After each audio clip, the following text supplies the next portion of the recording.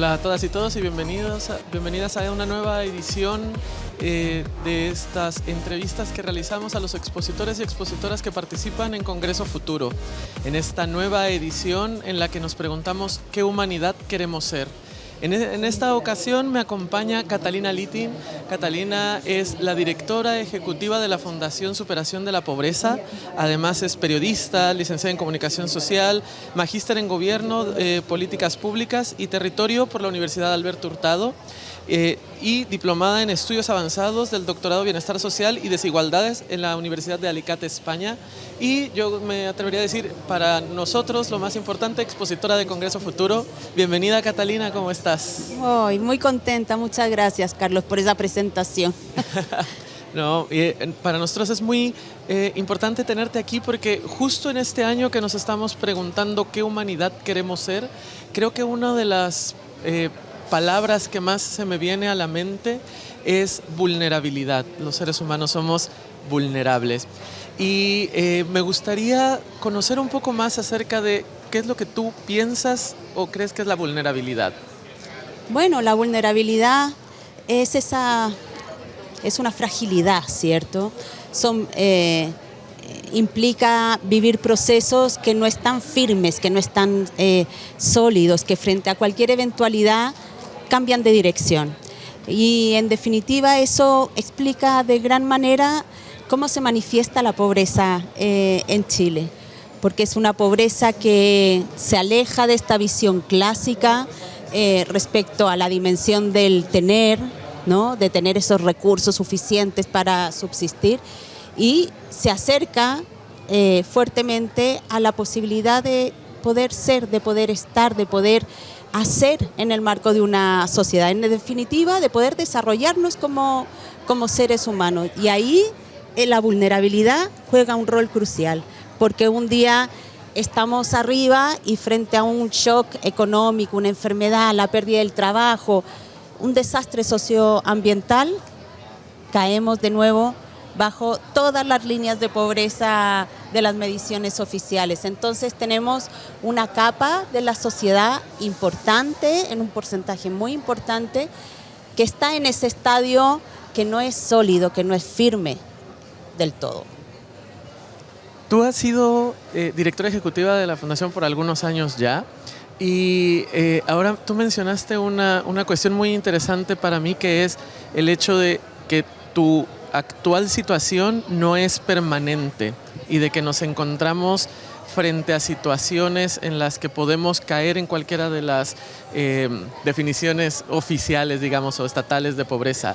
Pero me gustaría saber cuáles son esas definiciones oficiales. Cuando nosotros hablamos y cuando ustedes en Fundación para la Pobreza hablan de pobreza oficial, ¿a qué se refieren? Bueno, la data oficial y cómo la medimos en Chile es a través de la encuesta CACEN, que es una encuesta de caracterización socioeconómica.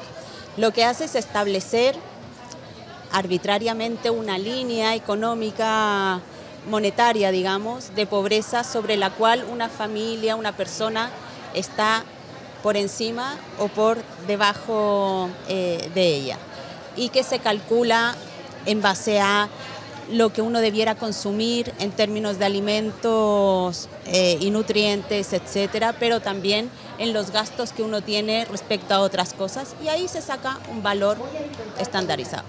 Pero lo más interesante es que hace no tanto pudimos incorporar la medición de pobreza multidimensional, que tiene que ver justamente con las carencias en otras áreas que no son económicas propiamente tal, pero que sí tienen que ver con el acceso a la educación, a la salud, a ciertas experiencias barriales y comunitarias, de cohesión social, de discriminación, etcétera. Y cuando vemos esa otra dimensión, que es mucho más explicativa, mucho más intuitiva respecto a la experiencia de pobreza, vemos que los índices son mucho mayores. Hemos sido muy exitosos como país en reducir la pobreza por ingresos, lo hemos hecho de manera sistemática y consistente durante las últimas décadas, y eso es reconocido internacionalmente, etcétera.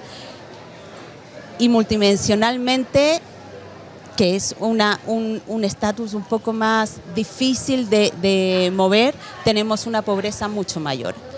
Por ingresos es un 6,5%, el promedio nacional multidimensional es del 17%. Esa es esa brecha de la cual estamos hablando. Y es una brecha de más del doble de la pobreza por ingresos. Y en ese tipo de pobreza multifactorial, el acceso a bienes y servicios. Chile me parece que es un país que tiende a ser muy centralista, ¿sabes? La experiencia de Santiago pareciera que es la experiencia de todo Chile. Pero, ¿qué papel o qué rol juega en la territorialidad en términos de definir una pobreza o de esta definición de pobreza multidimensional? Bueno, justamente hoy vamos a hablar en un ratito más sobre territorios pertinentes. Tiene que ver tanto con la pregunta que estás haciendo. Y es que eso es lo que justamente le falta a nuestra política pública, a nuestra política social. Porque Chile es muy distinto en sus extremos, en las zonas centrales, requiere medidas y políticas que sean diferenciadas, y lo que hace normalmente un país es estandarizar. Saca un estándar en educación, un estándar en salud, en vivienda, etcétera. Y lo que hemos visto, lo que vemos a diario en nuestro trabajo en los territorios, nosotros estamos en 100 comunas con los índices más altos de pobreza, de aislamiento, de rezago en múltiples áreas, y lo que vemos justamente es la falta de pertinencia. La política no alcanza a ser pertinente a esos territorios. Está pensada fuertemente en la ciudad, y Chile es un 80% rural, ¿no? Entonces, esa zona rural no es solo la agricultura que tenemos como incorporado en el imaginario, es la costa, es un montón de otro tipo de territorios que requieren medidas especiales. Sabemos que eso es difícil, un Estado no es tan poderoso, no es tan grande, el Estado chileno tiene por supuesto sus limitaciones, pero sí creemos que hay una oportunidad que tiene que ver con poder incorporar a las comunidades que viven en esos territorios en esa conversación, porque ellas son quienes mejor saben en dónde hay que ajustar ciertas medidas, en dónde la pertinencia va a tener un efecto mayor, etcétera. Tú has hablado de un tema que para mí es clave en poder hablar de vulnerabilidades y poder hablar de superar estas vulnerabilidades, y que es la inclusión de las comunidades en la toma de decisiones sobre lo que sucede o lo que va a suceder en su cotidianidad. En tu experiencia, ¿cómo ha sido esa inclusión de estas comunidades? Hablando con otros speakers o expositores, han mencionado que después del COVID, de la pandemia del COVID, este enfoque ha tomado un nuevo ímpetu, pero ¿cuál ha sido tu experiencia con esto? Bueno, nosotros desde la Servicio País, que es como el programa madre de la fundación, en donde profesionales muy jóvenes, con muy poca experiencia laboral, se trasladan un año a trabajar a estas comunidades con los mayores índices de pobreza. Vamos a cumplir 30 años.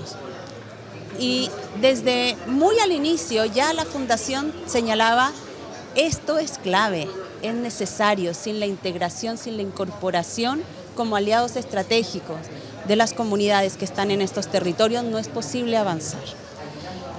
Y efectivamente eso sigue siendo así.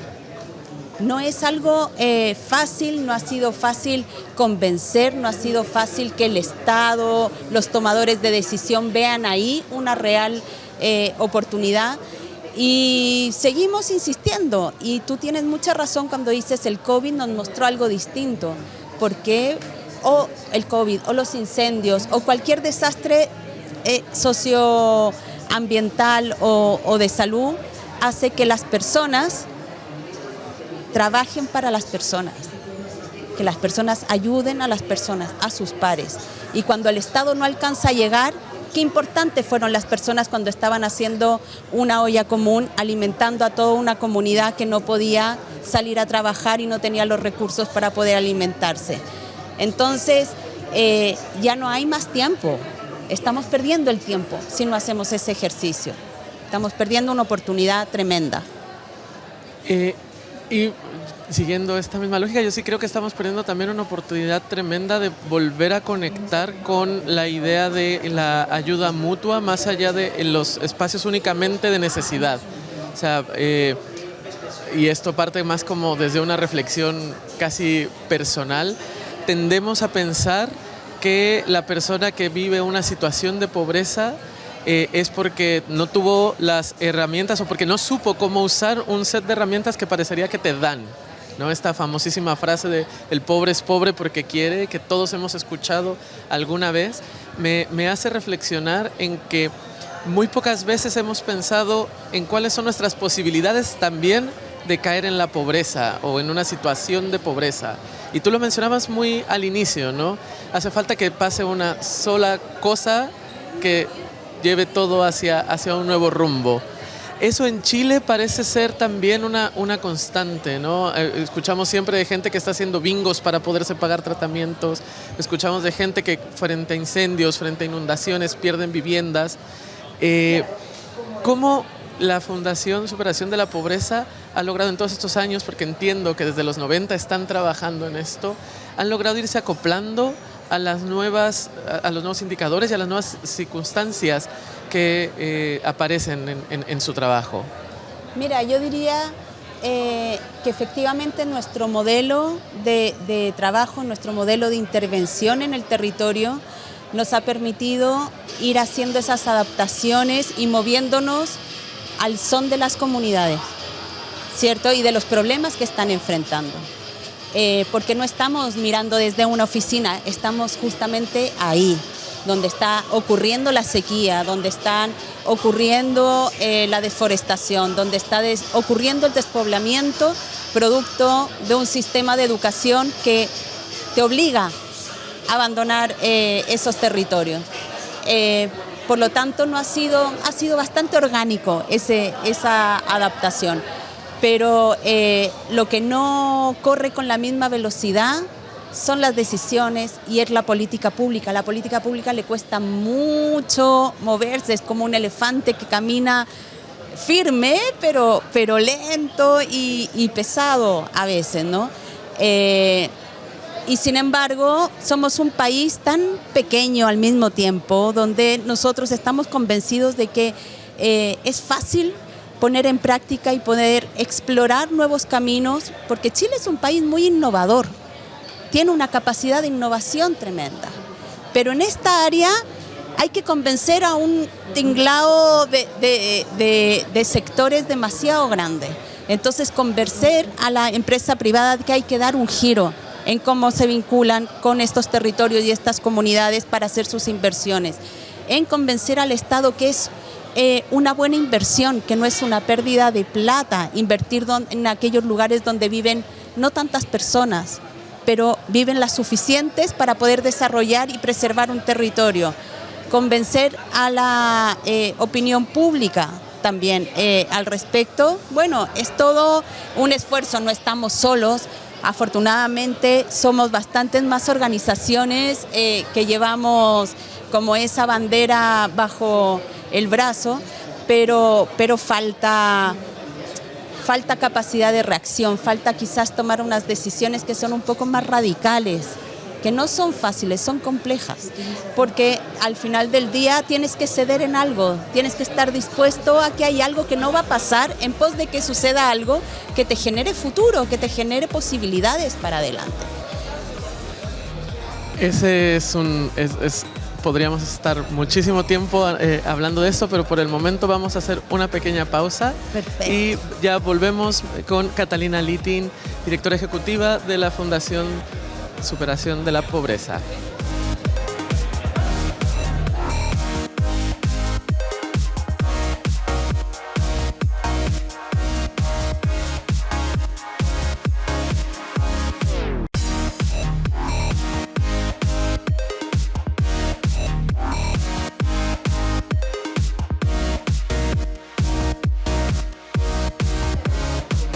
Estamos de vuelta en esta conversación con Catalina Littin, directora ejecutiva de la Fundación Superación de la Pobreza y expositora de Congreso Futuro en esta edición 2025. Bienvenida de vuelta, Catalina. Y estábamos hablando hace un momento sobre varios puntos bien interesantes. El primero era la pertenencia territorial y el segundo era los saberes y su trabajo que tienen justo en estas 100 de las comunas más vulnerables del país. Y me gustaría saber para ti cuáles han sido los aprendizajes que has tenido en estos años siendo directora que vienen de esas comunidades. Bueno, los aprendizajes es, en primer lugar, que esas comunidades que viven en territorios con altos índices de pobreza y vulnerabilidad no son comunidades pasivas, son comunidades tremendamente activas, con conocimientos, con activos, con recursos que poner a disposición del desarrollo de esos territorios. Por lo tanto, el trabajo o la llegada no es llegar a enseñar, porque es que no es eso. Tiene que ver con poder activar esos recursos y poder conectarlos con la estructura de oportunidades público, privada, comunitaria, de distinto tipo. Ser ese puente, esa bisagra, es justamente en donde nosotros articulamos todo nuestro esfuerzo. Por otra parte, que Chile es una paradoja, porque justamente donde hay más conocimiento, donde hay más voluntad, más resiliencia, más resistencia de esas comunidades, es donde hay más pobreza.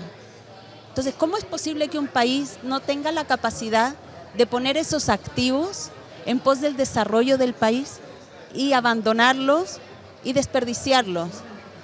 Es una paradoja que no se puede entender. Eso me parece muy, muy interesante porque también sucede en muchas.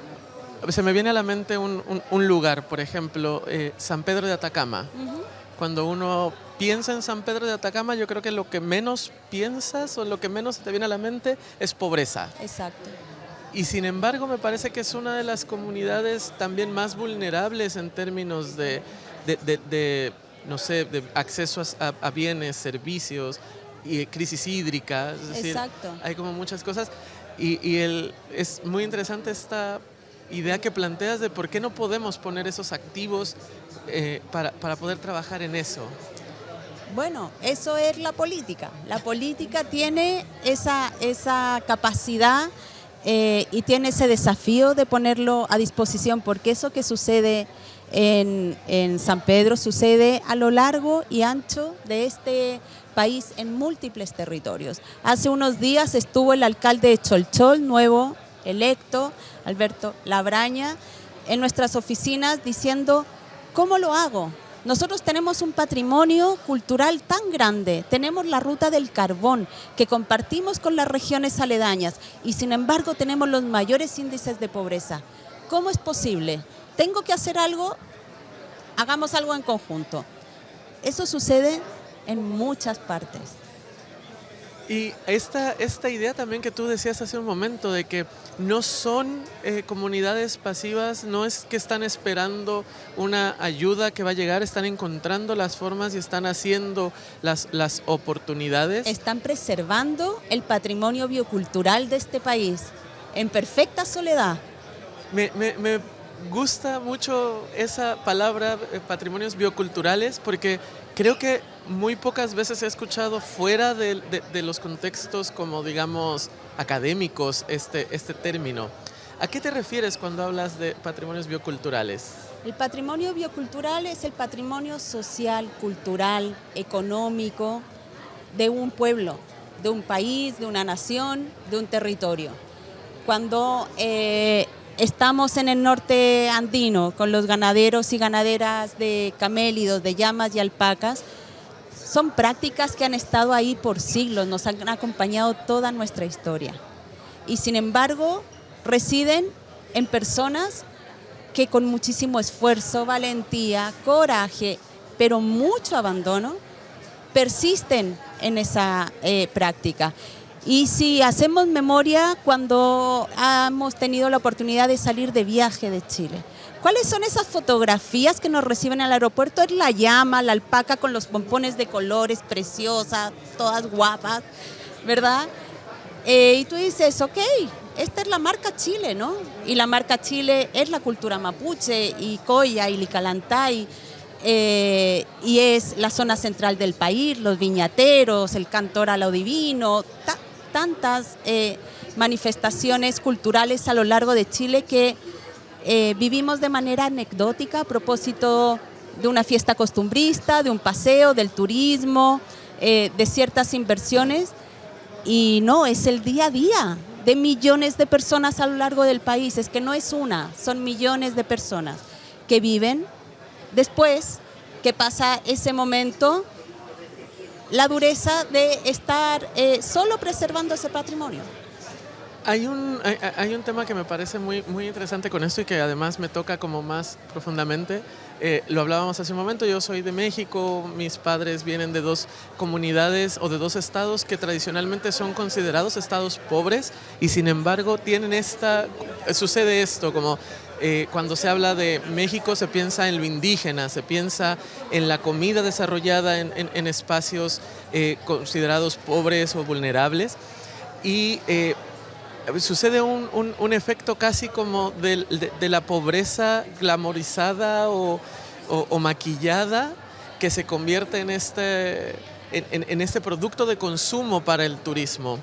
Me parece que en Chile todavía no ha sido tan amplio como sucede de pronto en México, pero ¿cómo, para ti, cuál podría ser una de las herramientas para poder hablar más de la experiencia de estas personas, volver hacia, estas son prácticas de vida y no son solo performance que se hacen para poder subsistir?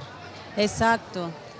Necesitamos leyes de fomento productivo, pero de salvaguarda también, que permitan que este ejercicio que es difícil de traspasar de generación en generación siga sucediendo. Tenemos que lograr leyes que permitan el retorno de la juventud a estos sectores, porque ya lo dijimos, el sistema educativo te expulsa y ok, eso se supone te genera nuevas oportunidades, los jóvenes que antes no iban a la educación superior, hoy van a la educación superior. ¿Qué pasa con aquellos que quieren volver? Requieren incentivos para poder volver a esos territorios. Y eso son instrumentos, es tierra, es posibilidades para poder desarrollar esas actividades y entender también que nunca será exactamente lo mismo, porque la innovación también tiene que ocupar un lugar.